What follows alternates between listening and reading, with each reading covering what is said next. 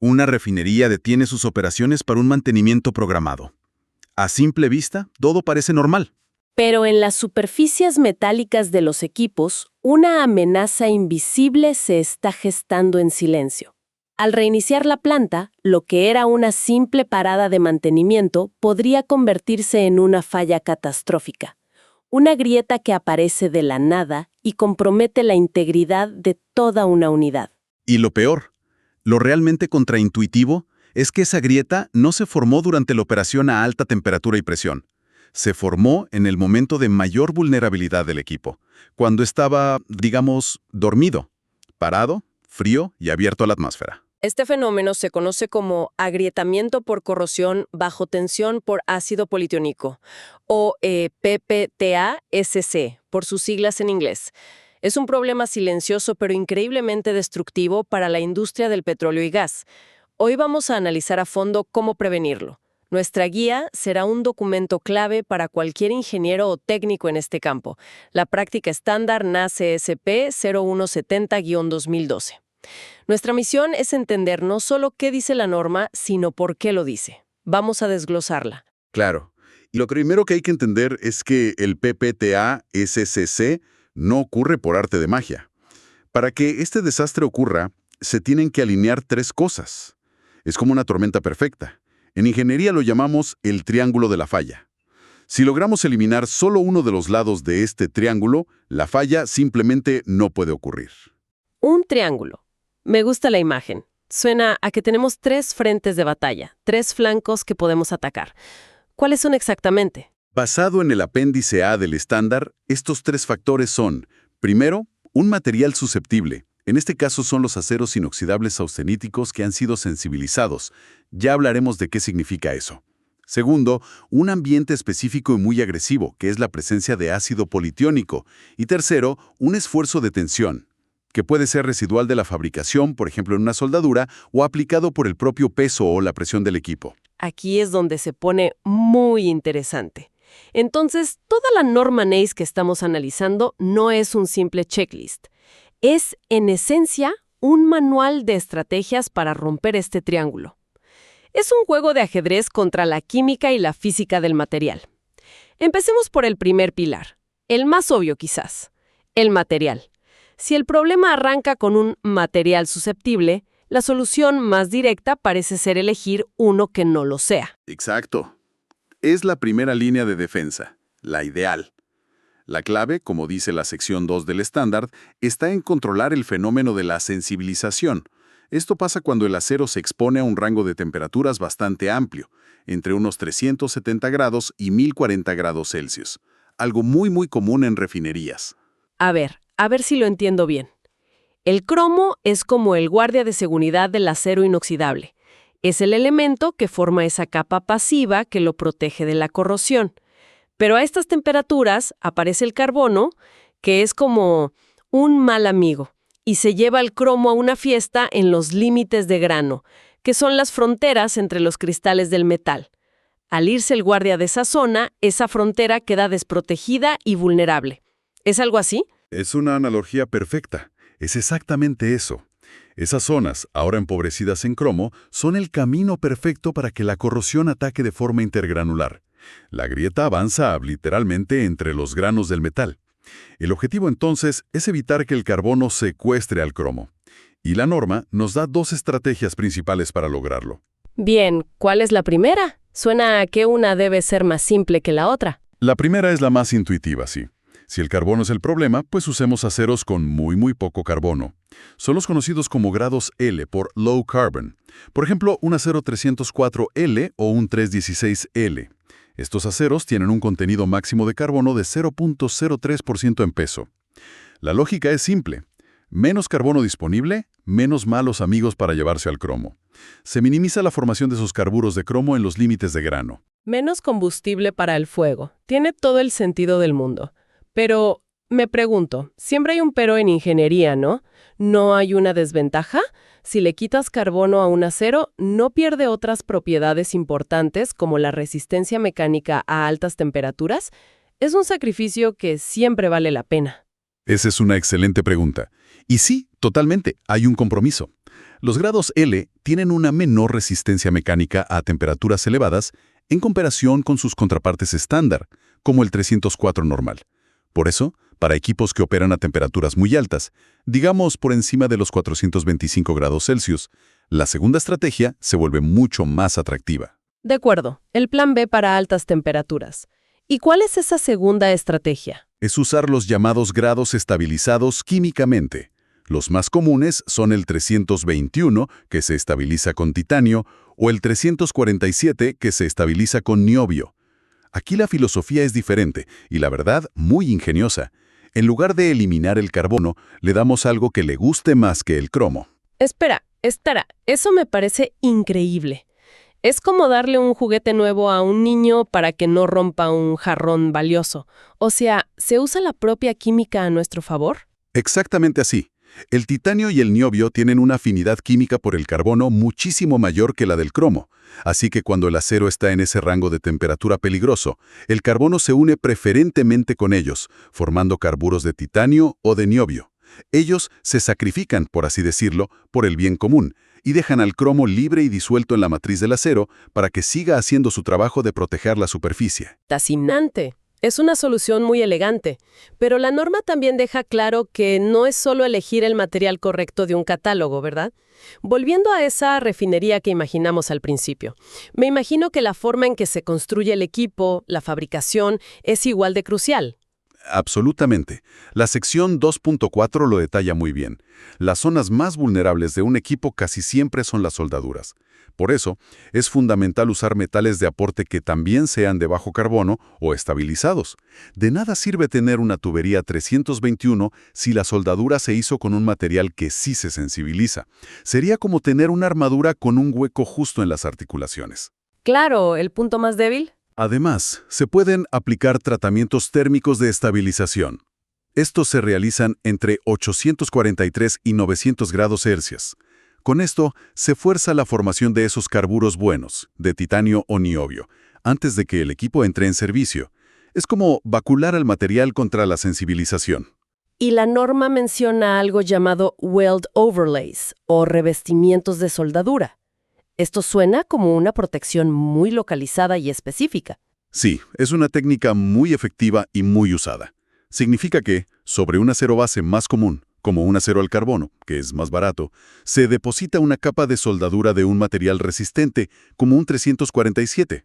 Así, la superficie que estará en contacto con el ambiente corrosivo tiene su propia armadura de un material superior.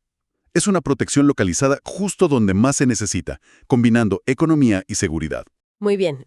Creo que el primer pilar, el del material, queda bastante claro. Pero aquí viene la pregunta del millón. ¿Qué pasa con los miles de equipos que ya están en servicio y que se construyeron hace 20 o 30 años con aceros convencionales, como un 304 estándar? No se pueden reemplazar de la noche a la mañana. Ahí es donde entra en juego el control del ambiente. Si no podemos cambiar el acero, debemos evitar que se forme el ácido. Correcto. Rompemos el segundo lado del triángulo. Y aquí, de nuevo, la lógica es entender al enemigo. El ácido politiónico necesita 3 ingredientes para formarse en la superficie del metal.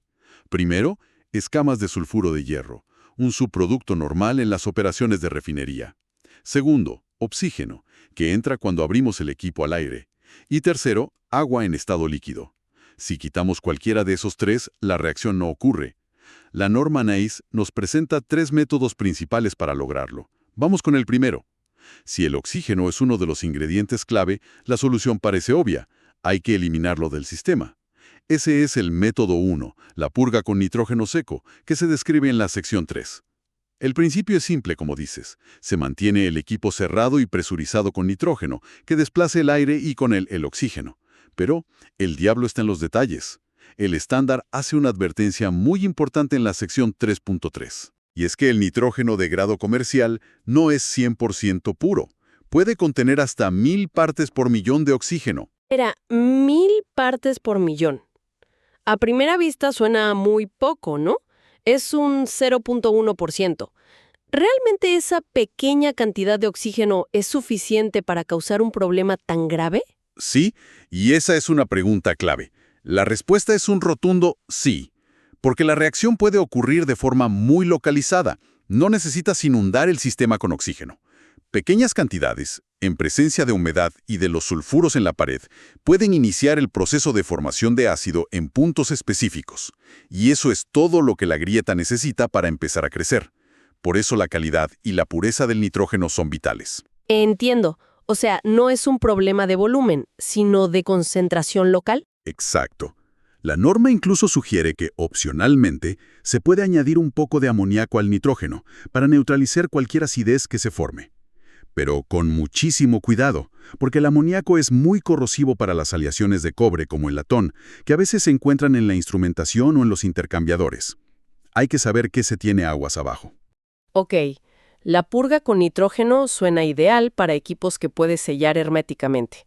Pero en una parada de planta grande, muchos equipos tienen que abrirse para inspección o reparaciones. ¿Cuál es el plan B? El plan B es el lavado alcalino, el método 2 detallado en la sección 4. Aquí la filosofía es completamente diferente. Asumimos que el ácido se va a formar o que podría formarse, pero lo neutralizamos en el acto, antes de que pueda hacer daño. Esto se logra lavando las superficies internas con una solución de carbonato de sodio, la famosa soda ash, al 2% en peso. Y esto es genial porque no solo neutraliza el ácido al contacto, sino que deja una película alcalina residual que sigue protegiendo la superficie mientras el equipo está abierto al aire. Y aquí el estándar hace una advertencia crucial, casi en mayúsculas, que parece un error clásico que alguien podría cometer en campo. Sí, y es fundamental que esto quede grabado. La sección 4.2.1 es enfática. No usar hidróxido de sodio o sosa cáustica. Un ingeniero o un técnico podría pensar, bueno, un álcali es un álcali. Es más fuerte y neutraliza mejor.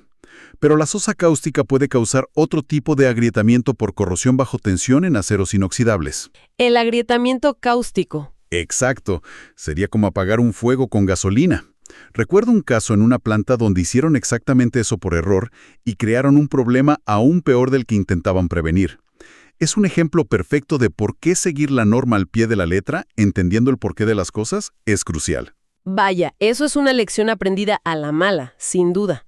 Y la norma también menciona controlar los cloruros en el agua de lavado. Otro detalle importante. Sí, otro punto crítico. El agua que se usa para preparar la solución de soda ash debe tener un contenido de cloruros controlado. Generalmente la norma recomienda por debajo de 250 partes por millón. Los cloruros son el enemigo público número 1 de los aceros inoxidables y pueden causar su propio tipo de agrietamiento por picaduras o por tensión. Claro, estaríamos solucionando un problema para crear otro igual de peligroso. Totalmente. Muy bien, entonces tenemos exclusión de oxígeno con nitrógeno y neutralización de ácido, con lavado alcalino. Pero mencionaste 3 ingredientes, falta el agua. ¿Hay una estrategia para mantener el ambiente seguro de forma continua si el equipo debe permanecer abierto por mucho tiempo? Exacto. Ese es el método 3, que se describe en la sección 5. El uso de aire seco. Es una estrategia muy elegante. Si no hay agua líquida, la reacción electroquímica para formar el ácido politiónico simplemente no puede ocurrir, aunque haya sulfuros y oxígeno presentes. Le quitamos el medio para que reaccionen. Pero para que sea efectivo, no basta con soplar aire con un ventilador. El estándar establece una regla de oro de ingeniería muy precisa y numérica. Me encantan estas reglas de oro. Son las que separan la teoría de la práctica. ¿Cuál es? La sección 5.2 lo establece claramente.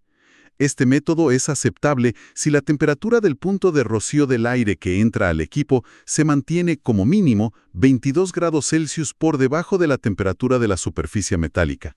22 grados. Es un número muy específico. ¿Por qué 22 y no, digamos, 20 o 25? ¿Qué pasa si solo logras 20 grados de diferencia? ¿Falla el método por completo o solo se vuelve menos efectivo? ¿Es una barrera absoluta o una zona de seguridad? Es una zona de seguridad muy bien estudiada y validada. Por debajo de ese delta de 22 grados, el riesgo de que se forme condensación en alguna zona fría del equipo aumenta exponencialmente. A 20 grados podrías estar bien en el 95% del equipo, pero en una boquilla o un soporte interno que esté un poco más frío que el resto de la pared, podría formarse una gota de agua, y esa gota es todo lo que se necesita para que empiece el problema. Por eso es un parámetro de control numérico, preciso y fundamental. No es una recomendación vaga, es un delta de temperatura que los ingenieros deben medir y mantener activamente. pero las refinerías tienen equipos increíblemente complejos. Estoy pensando en los reactores, que están llenos de toneladas de catalizador, o en los enormes calentadores con cientos de tubos. ¿Cómo diablos aplicas estos métodos en el mundo real, en esos monstruos de metal? Es una pregunta excelente, y el estándar, por suerte, dedica secciones específicas a estos casos especiales. La sección 6 aborda el desafío de los reactores. Aquí, la seguridad del personal y la protección del propio catalizador son prioritarias. Por ejemplo, si el catalizador es pirofórico. ¿Pirofórico? ¿Significa que puede encenderse espontáneamente en contacto con el aire? Exactamente. Entonces no puedes simplemente abrir el reactor y dejar que entre el aire. Sería una catástrofe, literalmente un incendio dentro del reactor. Claro. Entonces, ¿cómo se maneja eso? Una solución muy elegante que propone la norma es inundar el reactor con una solución de soda ash, más concentrada, al 5%. Y esto cumple un doble propósito increíble. Primero, moja completamente el catalizador, lo que previene su ignición al entrar en contacto con el aire, lo pasiva. Y segundo, al mismo tiempo, esa solución alcalina está protegiendo las paredes de acero inoxidable del reactor contra el PTSCC. Doble función es una solución de ingeniería 2x1. Muy eficiente. Muy eficiente y muy segura. ¿Y qué hay de los calentadores, los heaters? A menudo tienen tubos de acero inoxidable y operan en condiciones muy severas. Me imagino que tienen sus propios problemas. Sí, los calentadores, que se tratan en la sección 1.7, presentan desafíos por dentro y por fuera. Internamente, los tubos suelen acumular una capa de coque por el proceso. Esta capa de coque es como una barrera que impide que la solución de lavado alcalino llegue a la superficie del metal, o sea, la hace ineficaz. Entonces, primero hay que limpiar. Exacto. Es necesario hacer un decoking o limpieza de coque antes de aplicar el lavado alcalino. Si no, no sirve de nada. ¿Y por fuera? También hay riesgo. Sí, y es algo que a veces se olvida. Externamente, el problema es distinto. Si el calentador usó combustibles con alto contenido de azufre, se pueden formar escamas de sulfuro en el exterior de los tubos. Si luego llueve o hay mucha humedad durante la parada, el mismo problema de PTASCC puede ocurrir en la superficie externa. Vaya, o sea que hay que proteger el equipo por fuera también. El ambiente no es solo lo que está dentro. Y en ese caso sí. La sección 1.8 aconseja considerar la protección externa, ya sea con un lavado alcalino en la caja de fuegos o, si es posible, manteniendo los tubos calientes para evitar que se condense la humedad. Entonces, ¿qué significa todo esto? Después de analizar la norma, lo que realmente nos dice no es solo sigue estos pasos, sino piensa como el enemigo. Si sabes que la corrosión necesita un material vulnerable, un ambiente agresivo y tensión, cada una de tus acciones en una parada de planta es un movimiento estratégico para quitarle una de esas tres cosas. No es un checklist, como decíamos, es un juego de ajedrez. Totalmente. Y el mensaje clave, el más importante, es la proactividad. El daño del PTASC no es visible durante el mantenimiento.